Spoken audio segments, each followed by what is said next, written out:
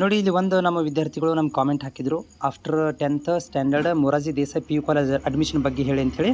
ಆಮೇಲೆ ಇಲ್ಲಿ ಕೂಡ ನೋಡಿ ವಸತಿ ಶಾಲೆ ಶಿಕ್ಷಣ ಸಂಸ್ಥೆ ಅಡಿಯಲ್ಲಿರುವಂಥ ಪ್ರಥಮ PUC ದಾಖಲಾತಿ ಆನ್ಲೈನ್ ಅರ್ಜಿ ಆಹ್ವಾನಿಸುವ ಕುರಿತು ಒಂದು ವಿಡಿಯೋ ಮಾಡಿರಿ ಅಂತ ಹೇಳಿದ್ರಿ. ಅದಕ್ಕೆ ನಾನು ವಿಡಿಯೋ ಮಾಡ್ತಾಯಿದ್ದೀನಿ. Hello friends, welcome to smile talk paramedical channel. Friends, ನೀವೇನಾದರೂ SSLC ಮೇಲೆ ನೀವು ಮುಂದೆ ಹೈಯರ್ ಎಜುಕೇಷನ್ ಮಾಡ್ಕೋಬೇಕಿತ್ತು. ಉದಾಹರಣೆಗೆ ನೀವು ಫ್ರೀಯಾಗಿ ಮೊರಾರ್ಜಿ ದೇಸಾಯಿ PU ಕಾಲೇಜ್ ವಸತಿ ಶಾಲೆಯ PU ಕಾಲೇಜ್ಗಳಲ್ಲಿ ನೀವು ಅಡ್ಮಿಷನ್ ತೊಗೋಬೇಕಂತಂದರೆ ಈ ವಿಡಿಯೋ ನಿಮಗೆ ತುಂಬ ಹೆಲ್ಪ್ಫುಲ್ ಆಗುತ್ತೆ. ವಿಡಿಯೋ ಪೂರ್ತಿಯಾಗಿ ಕೇಳಿ ನೋಡಿ. ಜೊತೆಗೆ ನಿಮಗೆ ಇಷ್ಟ ಅನಿಸಿದರೆ ಒಂದು ಸಬ್ಸ್ಕ್ರೈಬ್ ಕೂಡ ಮಾಡಿಕೊಳ್ಳ್ರಿ.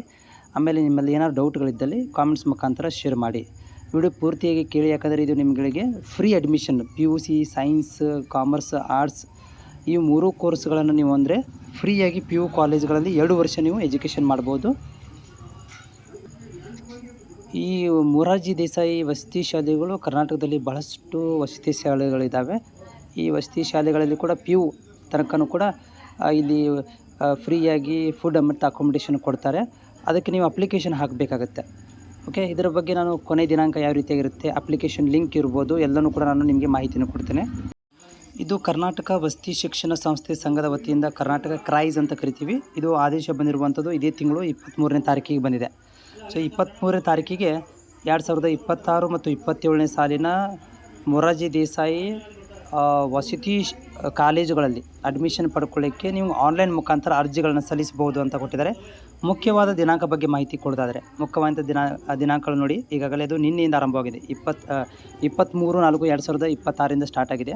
ಕೊನೆಯ ದಿನಾಂಕ ನೋಡಿರಿ, ಅರ್ಜಿ ಕೊನೆಯ ದಿನಾಂಕ 29/4/2026 ಅಂತಂದರೆ ತುಂಬ ಶಾರ್ಟ್ ಇದೆ. ನನಗೂ ಕೂಡ ಇದು ಲೇಟಾಗಿ ಸಿಕ್ಕಿರೋದ್ರಿಂದ ಒಂದು ವಾರ ಮಾತ್ರ ಕೊಟ್ಟಿದ್ದಾರೆ. 29ಕ್ಕೆ ಕೊನೆಯ ದಿನಾಂಕ ಇದೆ.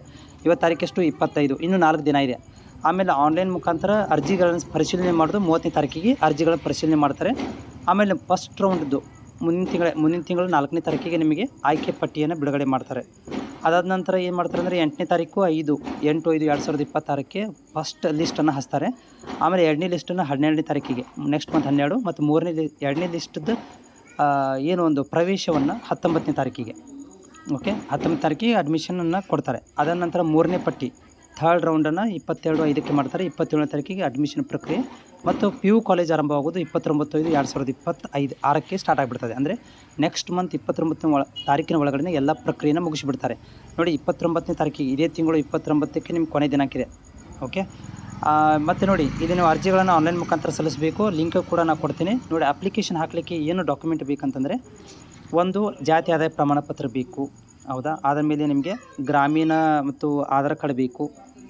ಆಮೇಲೆ ಗ್ರಾಮೀಣ ವ್ಯಾಸಂಗ ಪ್ರಮಾಣ ಪತ್ರ ಇರ್ಬೋದು, SSLC ಅಂಕಪಟ್ಟ, SSLC ಅಂಕಪತ್ರ. ಈಗ ನಿಮ್ಮ ಒರಿಜಿನಲ್ ಡಾಕ್ಯುಮೆಂಟ್ ಇಲ್ಲ ಅಂದರೂ ಕೂಡ ಜೆರಾಕ್ಸ್ ನಡೆದಿದೆ. ಆಮೇಲೆ ಮುಂತಾದ ದಾಖಲಾತಿಗಳು ಅಂದರೆ ನೋಡಿ, ಅಲ್ಲಿ ಅಪ್ಲೋಡ್ ಮಾಡಬೇಕಾದ್ರೆ ಯಾವೆಲ್ಲ ಡಾಕ್ಯುಮೆಂಟ್ಸ್ಗಳು ಕೇಳ್ತವೆ.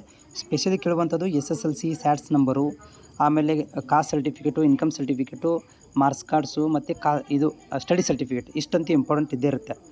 ಓಕೆ, ಅವುಗಳನ್ನು ನೀವು ರೆಡಿ ಮಾಡಿಕೊಂಡು ನೀವು ಅಪ್ಲಿಕೇಶನ್ಗಳನ್ನು ಹಾಕ್ಬೋದು.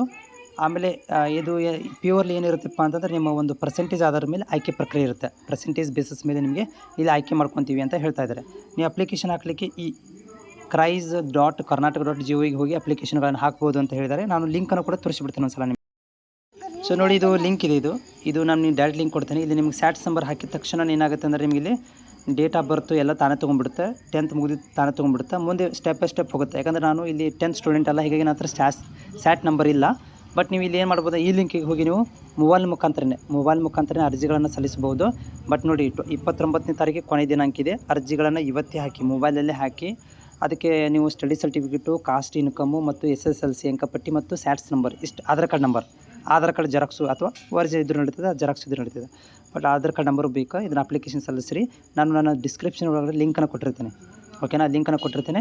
ಆ ಲಿಂಕಿಗೆ ಹೋಗಿ ನೀವು ಡೈರೆಕ್ಟಾಗಿ ಅಪ್ಲಿಕೇಶನ್ಗಳನ್ನು ಹಾಕ್ಬೋದು.